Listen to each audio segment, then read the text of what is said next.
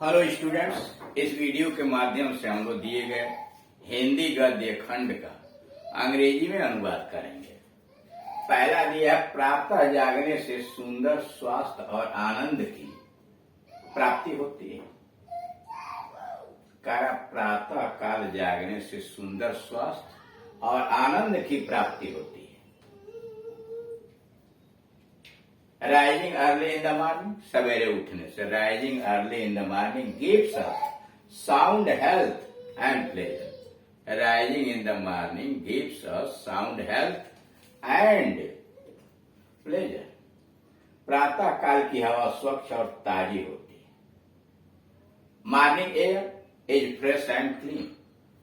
प्रातः काल की हवा स्वच्छ और ताजी होती है। Morning air is fresh and clean. इसलिए खुली और स्वच्छ हवा में भ्रमण करने के से मनुष्य दिन भर ताजगी अनुभव करता है। इसलिए खुली और स्वच्छ हवा में भ्रमण करने से मनुष्य दिन भर ताजगी अनुभव करता है। दैट इज वाई, यही कारण है, by walking in the open and clean air. This is why, यही कारण है, by walking in the open and clean air a person feels fresh whole day. A person feels fresh whole day, दिन भर ताजगी महसूस करता है। इसके अलावा प्रातः काल की शांति में दिमाग ज्यादा अच्छा काम करता है। इसके अतिरिक्त, अपार्ट फ्रॉम दैट, इससे अतिरिक्त, apart from that the mind works well, दिमाग अच्छी तरह से काम करता है in the peace of mind. Apart from that the mind works well in the place peace of mind.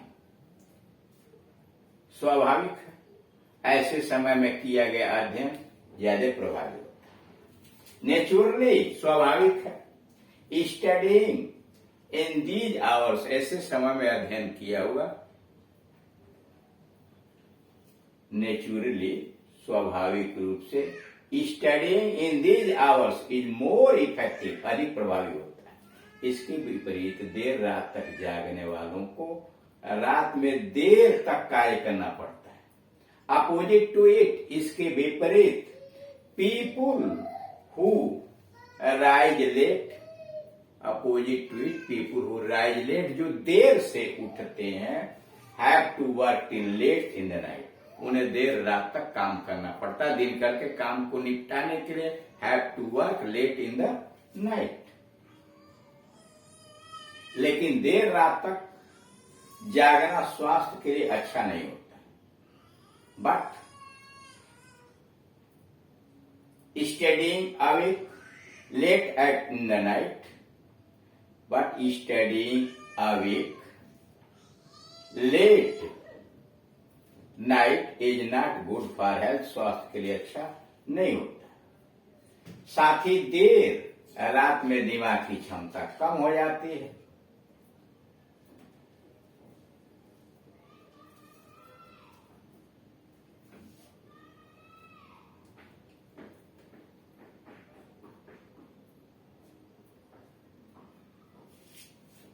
On the other hand, दूसरी तरफ, साथ ही रात में दिमाग की क्षमता कम हो जाती। ऑन द अदर हैंड, दूसरी तरफ, the capacity of mind lessens at late night. The capacity of mind lessens, कम हो जाता है लेट एट नाइट, देर। कम ही लोग ऐसे होते हैं जिनका मस्तिष्क रात में बिना परेशानी के कार्य कर सकता है।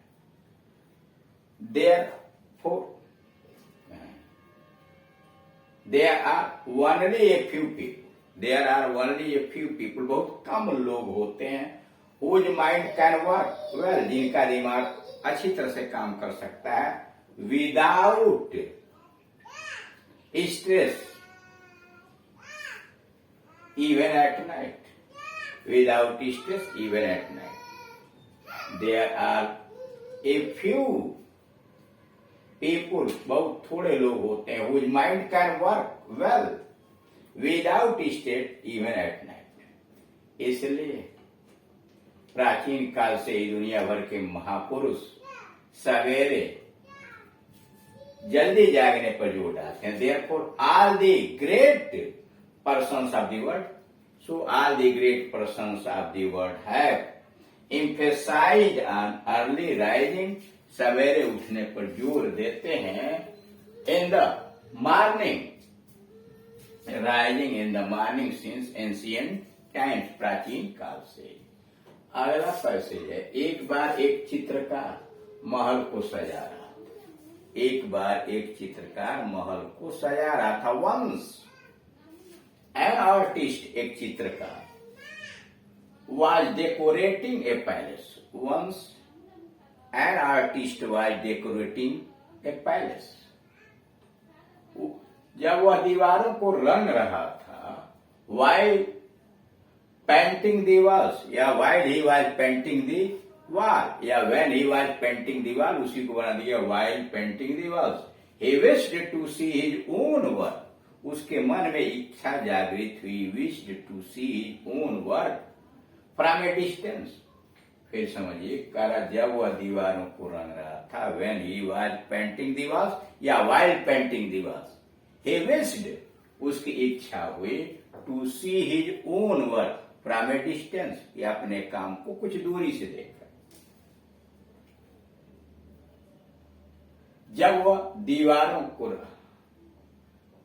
पीछे हटते हटते वह चबूतरे के छोर तक पहुंच, पीछे हटते हटते, रिट्रीटिंग, पीछे हटते हटते, रिट्रीटिंग, या वाइल गोइंग बैक, रिट्रीटिंग या while going back, he reach the edge of the platform, retreating, पीछे हटते हुए, he reach the edge of the platform, चबूतरे के छोर पर पहुंच। यदि एक कदम वह पीछे और हट जाता तो वह जमीन पर गिर पड़ता। If he had gone just a step back, if he had gone just a step back, केवल एक कदम पीछे हट जाता, he would have fallen on the ground, वह जमीन पर गिर पड़ता। If he had gone even a step back, अगर just a even, if he had gone just a step back, अगर एक कदम पीछे हट जाता, he would have fallen on the ground, जमीन पर गिर पड़ता। उसके नौकर ने उसे देख लिया, हिज सर्वेंट, उसके नौकर ने, साहिम, उसे देख लिया, हिज सर्वेंट साहिम, और उसने एकदम दीवार पर बर्तन फेंक दिया। He at once, तत्काल, threw a pot of paint at the wall, उसने एकदम दीवार पर बर्तन फेंक दिया। He at once threw a pot of paint on the wall, दीवार पर फेंक दिया। नौकर के व्यवहार पर चित्रकार को बहुत क्रोध आया। The artist was extremely enraged, क्रोधित हुआ, गुस्सा हुआ। The artist was extremely enraged on the deed of his servant, कार्य, deed मतलब व्यवहार। The artist was extremely enraged on the deed of the servant, वह तुरंत उसे दंड देने के लिए आगे बढ़ा। He at once moved ahead, he at once moved ahead, किस लिए? To punish him. He at once moved on, तत्काल वह आगे बढ़ा था, moved ahead, आगे बढ़ा, to punish him, नौकर ने रंग फेंकने का कारण बताया। The servant explained the reason for his act.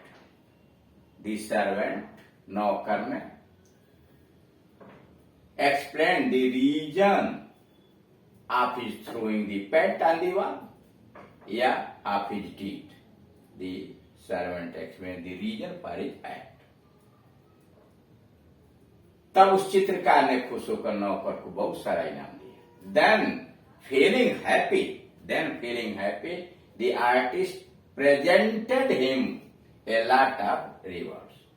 Than feeling happy the artist presented him a lot of rewards. तो इस तरह से इसमें देख रहे हैं कि पैसेज की ट्रांसलेशन के अंतर्गत विशेष सावधानी बरती जाती है, इसलिए कि इसमें विभिन्न प्रकार के वाक्य आए होते हैं।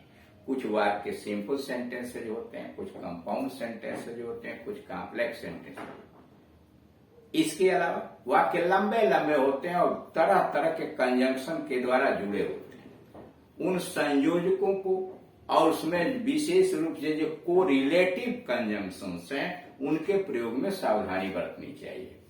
साथ ही यह भी देखना चाहिए कि जो कोरिलेटिव कंजंक्शन आ रहा है उसका नियम क्या है, उसके साथ क्रिया सिंगुलर लगेगी या प्लूरल लगेगी। साथ ही दूसरी विशेषता यह होनी चाहिए कि सीक्वेंस ऑफ टेंसेज, कालानुक्रम का क्या नियम है, उसको भी ध्यान में रखते हुए वाक्यों का अनुवाद करना चाहिए। जैसे सामान्य नियम के अंतर्गत अगर दिए गए किसी वाक्य के अंतर्गत पहली क्रिया यानी प्रिंसिपल क्लास की क्रिया पास्ट टेंस में होती है, तो उसके साथ जुड़ी हुई जितनी क्रियाएं होती हैं उस वाक्य में उनका टेंस बदल जाता है और उस पर डायरेक्ट इनडायरेक्ट का नियम लागू हो जाता है। तो उस बात का भी ध्यान रखना चाहिए। इसके अलावा डायरेक्ट से इनडायरेक्ट है, पैसिव वॉइस के रूल है, इन सारे चीजों को दिमाग में रख के तब ट्रांसलेशन बनाना चाहिए।